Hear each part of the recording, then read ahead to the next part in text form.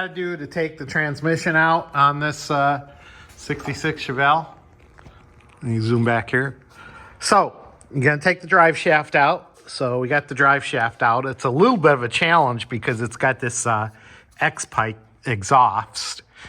And then, of course, you got the cross member. You're going to disconnect the cross member, 2 bolts on each side, and then right at the transmission here. And then, of course, I took the shifter out. Shifters come out all different ways, but that's this one. So now I got it on the transmission stand, and we got the 4 bolts out, 1, 2 on each side. And we got the clutch. I got the spring off and clutch kind of disconnected.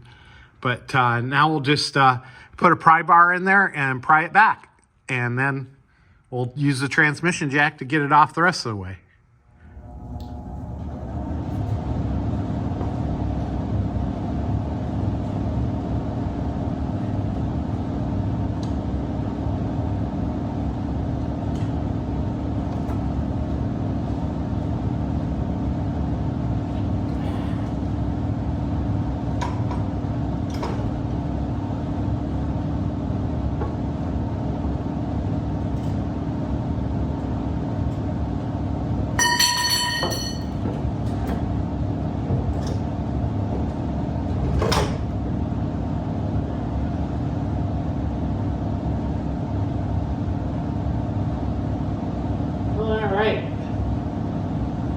Down she goes.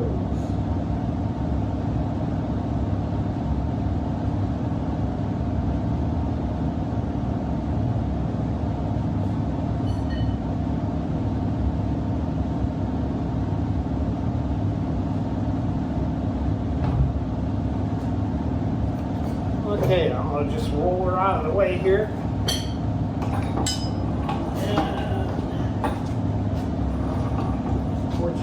Got a chain down there. Got the transmission out. Got the bell housing off. Got the clutch out. And got the flywheel off. Now, as you'll note, this flywheel is not for a 396. This is, it's got the, what do you call it? Balancing part right there for externally balanced. So we need an internally balanced one. And fortunately, this clutch is in really good shape. It looks brand new to me. I mean, that looks brand new. Still got a lot of life in that clutch, I think. And somebody replaced this recently, and that looks pretty good. But they screwed up. They didn't put the right one on. So I'll get the right one on there. All right, here we are on day 2 of this project, and as you can see, I've got the transmission out. I have drained some of the oil out. Boy, not much oil's come out so far, and I've had it nose down in the bucket. Had to give my buddy John Perrette a call. I always love to talk to him. He's down in Florida. And if you haven't watched his explanations or videos we've done together, we've done 3 or 4 together over the years. We talk about rebuilding these transmissions. We talk about generations of these transmissions. I'll put a link below here so you can see what we've talked about in the past. Just some great videos with John. John is a Muncie transmission expert. We've had him rebuild quite a few transmissions over the years for us, and he does a fabulous job of reconditioning these things so they look brand stinking new and they operate flawlessly. So I gave John a call this morning mainly because I wanted to talk to him. He lives down in Florida, and I wanted to see how he was doing, and it sounds like he's doing well down there. Even invited me to stay for a week down there. Maybe I'll take him up on that. Wouldn't that be cool? Go down there for a week and stay in the villages down there. But as always, we're going to take this side plate off, and we're going to look at this transmission. We're going to look at the houses before we put it back into the car. So if you don't know what I mean by houses, I'll show you pretty quick. Here we go.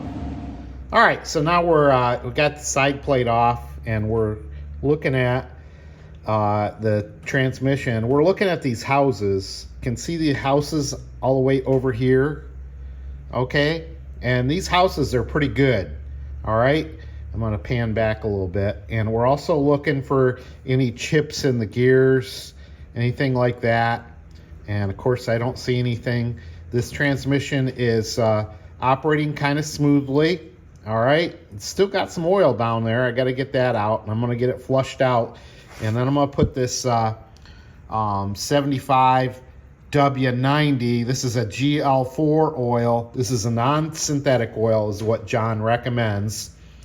And we were just talking about why he recommends that. And the synthetic oils are slipperier, which is good.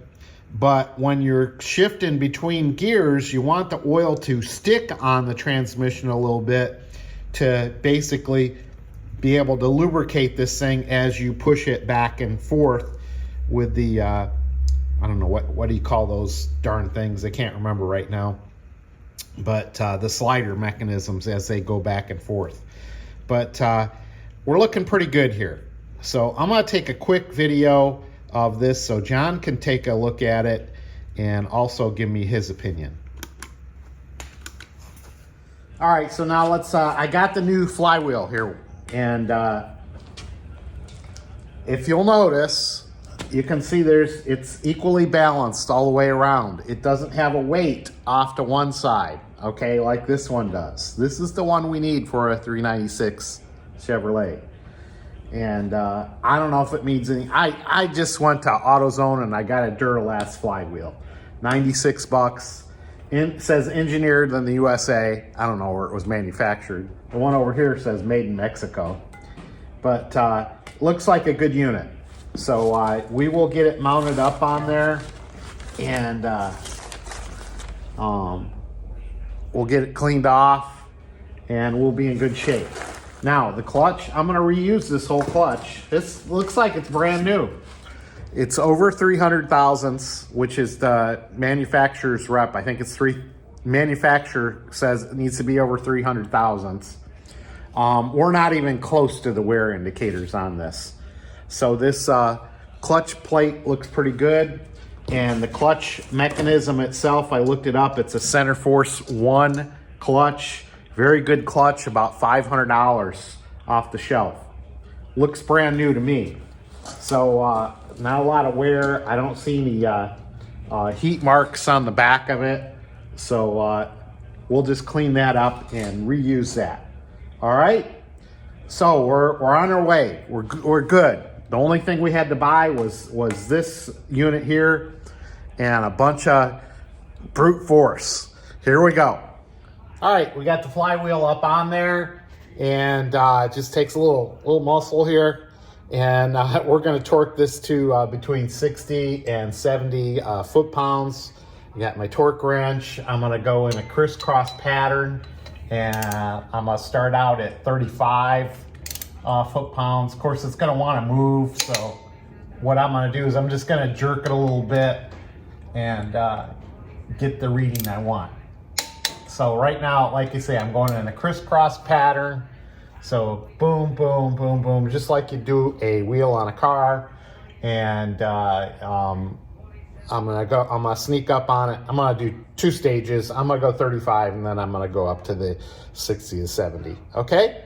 All right, I got that torqued down to 65 foot-pounds, and I did put a little drop of red Loctite on there. And now I'm gonna just take some carburetor cleaner and spray this on and clean this up to get any fingerprints off and any manufacturing grease that might be on here. So we'll make sure this is nice and clean so we got a good surface for this clutch to grab onto. All right, and that's the next step we got. Gonna put the clutch on there. All right, so that's a pretty simple task. Of course, you got the this is the alignment tool to keep the clutch in place, and you got to have the right one. This is I think a 11 spline, and you should look on the clutch. It will say which side goes towards the flywheel, I think. Maybe not on this one, but there is only one way for this to go, and I think if you put it on, let's see, if you put it on this way, it's not gonna fit, because this comes up too high. There you can see it, and it'll bump into the bolts. So it's pretty intuitive that way, so it's gotta go in this way. All right, you know what I'm talking about. All right, so there we go. That clutch is centered on there nicely, and we'll clean up the clutch side of things before we mount the clutch on. All right, now we got the pressure plate for the torque converter, and we're gonna go 35 foot-pounds. Now I've already snugged this up, so I've already brought it in equally all the way around, because this is gonna be off the flywheel a little bit, and until you snug it up.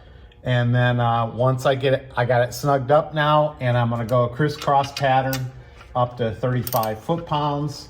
And so we'll do this, and then we'll go up here, and we'll just keep going around crisscross pattern, okay?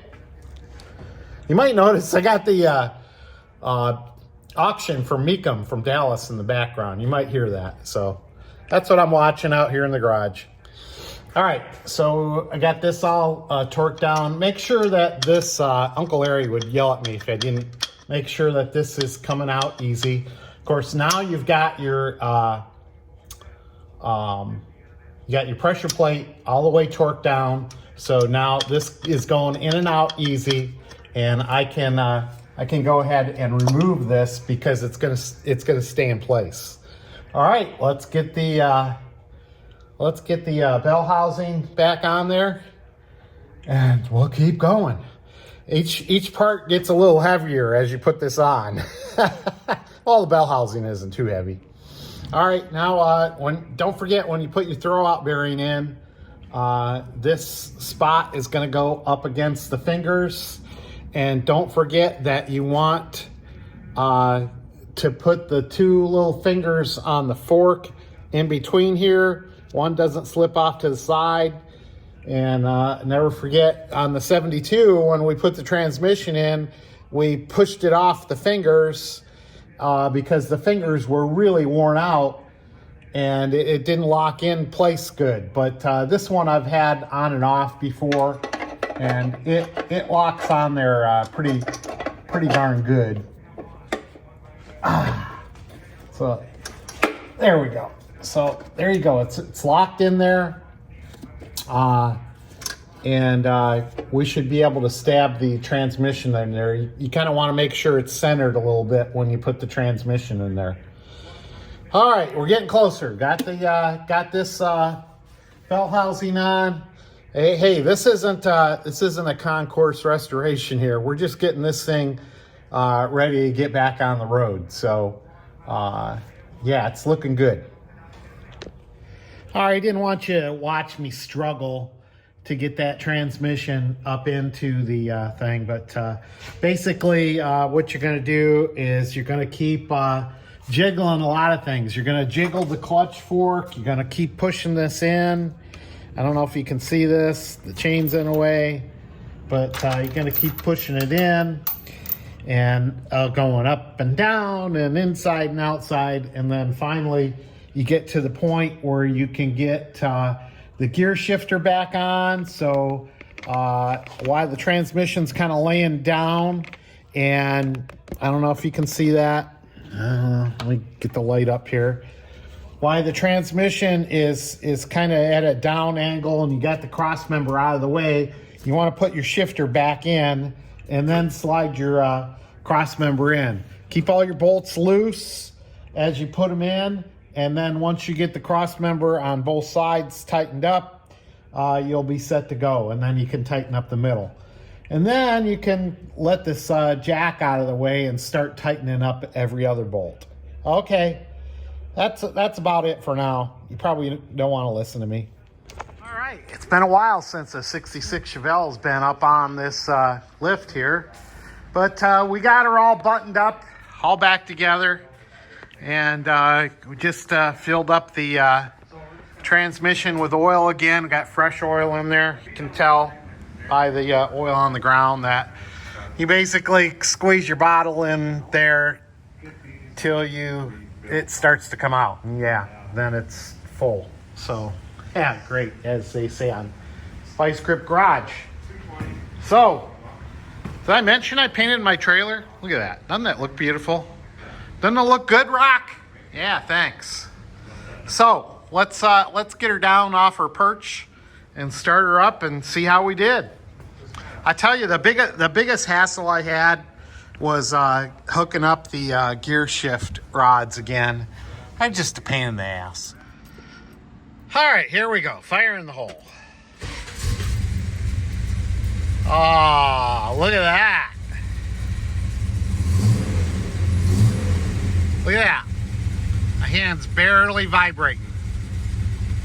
Oh, I like it. I like it. Make sure we're out of gear here. Go up forward a little bit. Okay, that's good. Go backwards a little bit. Okay, we're good there. Let's look under the hood. See how she, I tell you, I can tell right now, she just feels a lot better. That was really the trick. I tell you, I can't believe somebody put the wrong flywheel on this car. I'm gonna use that as a boat anchor in the future. Let's pop the hood and take a look. Oh yeah, look at that. It's not shaking or anything. Well, it's got a little shake to it. I mean, it's a 396. But yeah. All right. Give her a little throttle. All right, I like it. Let's take her for a test drive. This car, I knew when we bought this car, it would need some work. But never thought in a million years I'd be changing out the flywheel because somebody put a wrong flywheel on it. And I tell you what, they did this recently because that flywheel wasn't very dirty. That was a brand new clutch. That was a brand new clutch plate. I mean, that was a big job for somebody to screw up, man. So hey, if the guy that's watching this, that used to own this car, give me a bleep bloop in the comment down there, because whoever did work on this car, I hope it wasn't you. Man, you screwed up. You need your money back, at least for this flywheel. So it's running really good. I'd love to take another test drive, but some weather has come in and the temperature's dropping and it's starting to rain. But I tell you what, she's running smooth. You don't feel the vibration in your hands and your knuckles. And I gotta apologize to Mike. I called him everything but white. I thought he was stupid for complaining about this. And by God, he was right on the money. I mean, he's a few years older than me, so I guess he's got a little more experience than I do, and he knows what's right and he knows what's wrong. So, but the important thing is I got her right now, and I'm happy with her. I think Mike's been talking about selling this car, but I don't think he should sell this car. I think he should hang on to it. It's going to be a fabulous model for me to build the 66 Malibu convertible, which I heard rumor of it's going to get painted next week. Boy, it would be nice to have that car to put together all winter. I would love that. I worked on the dash a little bit this week, got the lights operating okay on that. Since I was in dashboard mode on the 59 Impala, I thought, why not just finish out this 66 Chevelle dashboard.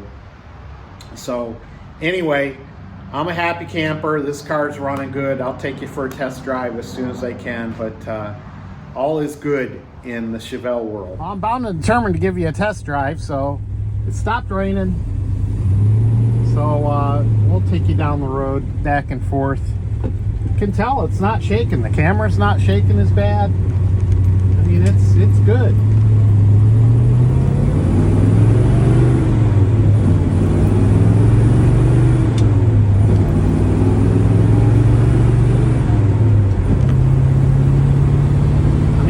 Everything's good.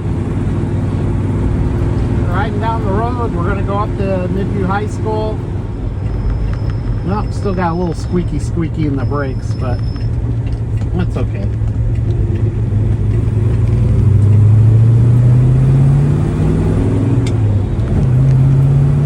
We're going west right now, and it looks like there's a little better weather up there. I don't know if you can see it in the camera. But I'm going to stop here just so you can see this thing isn't vibrating. Look at that. This smooth as could be.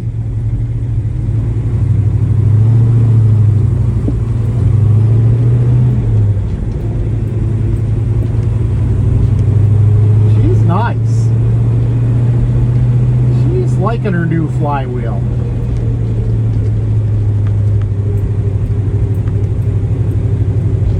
Better skedaddle home. Gotta get some. I had to put some gas in this.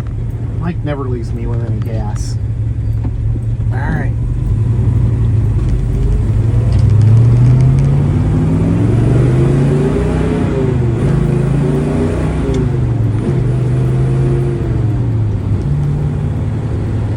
I tell you, Mike's good. All right. Give you a little burnout here.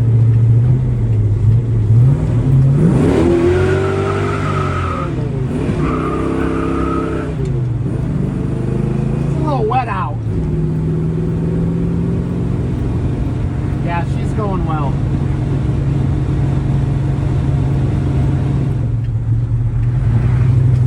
Get her in Meldrum's Monster Garage. I took the Trans Am over to Mike's.